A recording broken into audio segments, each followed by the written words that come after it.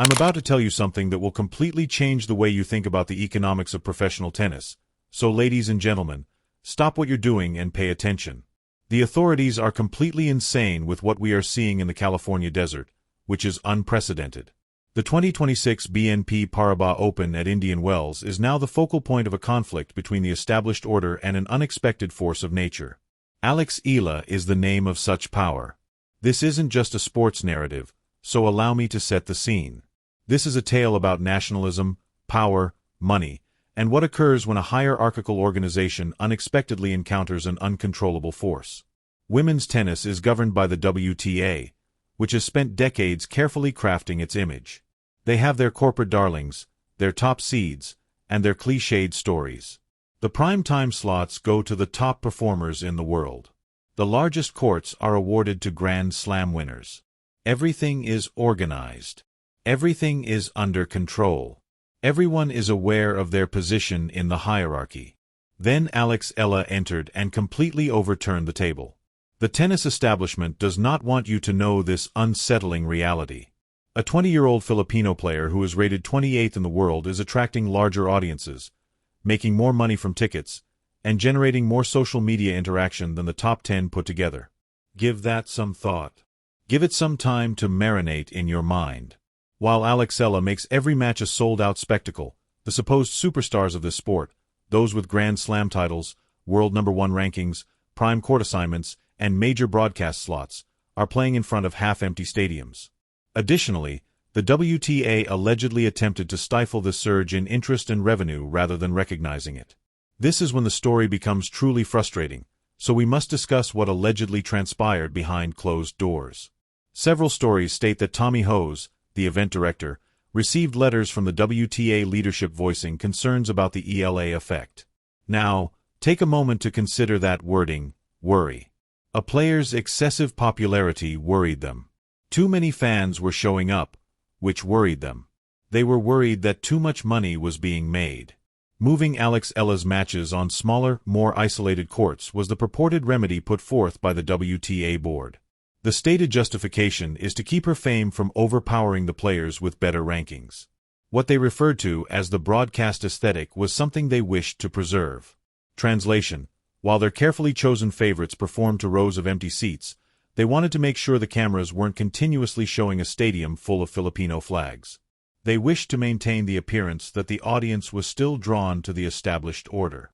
This is comparable to a restaurant telling its most well-liked chef to cook in the back alley because the other cooks are envious because patrons are always asking for his food. It defies common sense in business. It seems to have angered Tommy Hose and goes against common sense. According to reports, Hose flatly rejected the proposal. It seems that the WTA board does not understand what he did. You do not penalize achievement. A player is not penalized because 115 million people want to watch her compete. Because the other birds are humiliated and have stopped laying eggs, you do not attempt to conceal the golden goose. Hose allegedly made it clear to the board that the Eala Nation is essential to the tournament's record-breaking attendance, and that any attempt to undermine it would result in the entire issue being made public. Leverage is that person is aware of the situation's true economics. Additionally, it allegedly made the WTA concede. Let's look at the deeper ridiculousness of what the establishment was attempting to do, though. The late-night encounter between Alexandra Eala and Diana Estrica turned into a case study of all the mistakes made by the WTA. The game took place at the smaller Stadium 3 and lasted till midnight. The authorities anticipated that the stands would be deserted.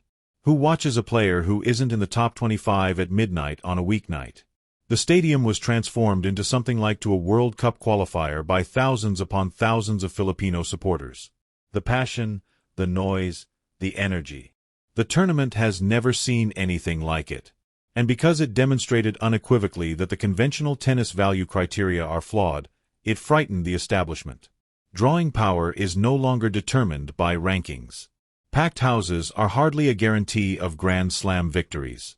In 2026, connectivity will determine value. It's genuineness. It's having 115 million people in your country who identify with your achievements. Rankings equate to interest, according to the WTA's hierarchy. They don't know how to process the fact that Alexandra Eala is disproving that equation.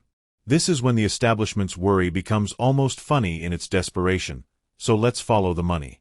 Alexandra Eala made about 15,720, or 63 million Philippine pesos, during her run to the round of 16 at Indian Wells. For a player of her caliber, that is substantial prize money. However, her reward money isn't the true story. What she represents in terms of commercial value is the true tale. Alexandra Eala's commercial value is currently estimated by industry analysts to be around $100 million. I need you to grasp the scope of what we are talking about, so allow me to repeat that figure. $100 million. Many players in the top 10 are undervalued. It outperforms several Grand Slam winners. It puts her in a commercial stratosphere that has nothing to do with where she is right now in the rankings and everything to do with the fact that she is the focus of a whole country. In business circles, Emma Raducanu, the British player who shot to fame after winning the US Open, is being compared. This crucial distinction, however, makes Alexandra Eala's circumstances much more noteworthy. A Grand Slam victory served as the foundation for Raducanu's commercial worth. She became a marketing phenomenon after winning the largest prize in the sport. Although she hasn't yet won a major singles title, Alexandra Eala has built her business empire on unadulterated loyalty and connection. A trophy is not the basis of her worth. It is a relationship with 115 million people who will support her at midnight on a weeknight, follow her everywhere, and purchase Enit and Prompt. You lose. According to reports from Indian Wells, matches involving Alexandra Eala are the target of increased security measures. Supporters claimed that their flags and symbols of support were inspected at unusually high levels. There have reportedly been instances where fans were completely barred from the stadium. It was an obvious message. Instead of being seen as a strength to be embraced, the fervor of the Filipino fan base was viewed as a problem to be solved. I have a simple question for you. In what world does a sporting organization determine that thousands of ardent, well-paying fans pose a threat?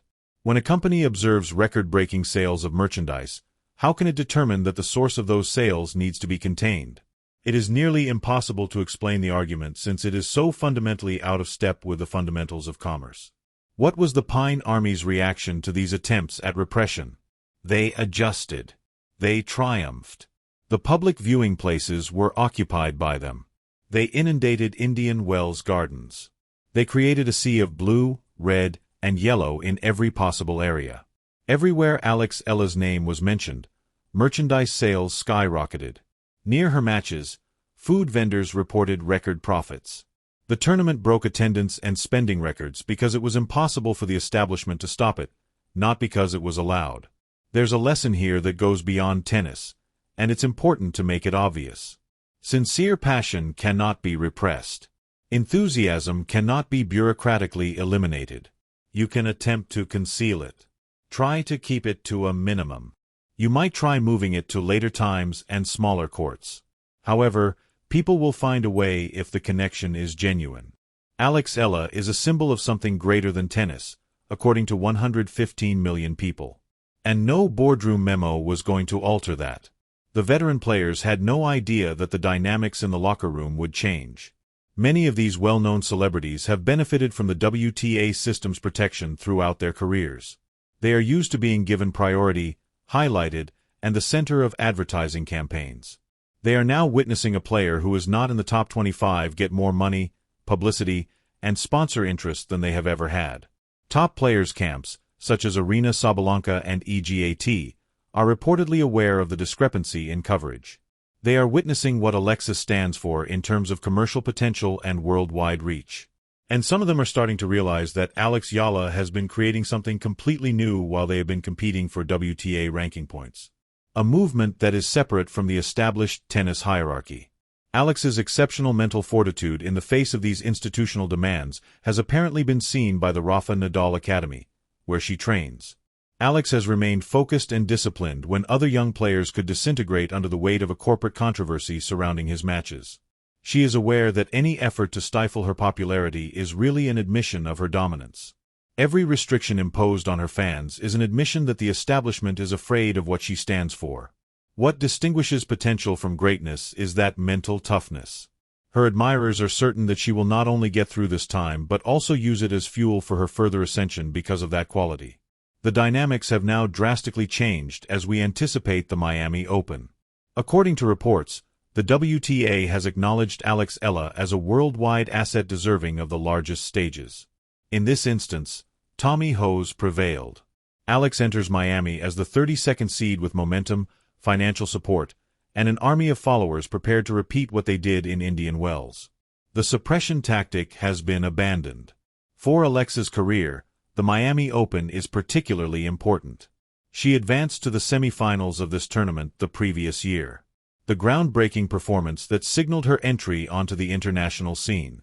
Now that the establishment has failed to stop her, she returns with a war chest of 63 million pesos from her Indian Wells run with the support of multinational behemoths. According to serious analysts, Alexandra Eala is expected to break into the top 30 in the WTA rankings by the end of 2026. It's getting harder to ignore the player the establishment attempted to conceal.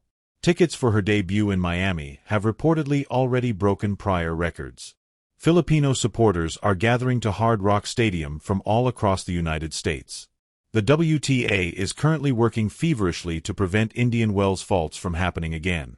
All of a sudden, they were eager to welcome the commercial phenomena that they had only a few weeks earlier attempted to stifle. However, since this event transcends a single individual and competition, I want you to know what it truly means.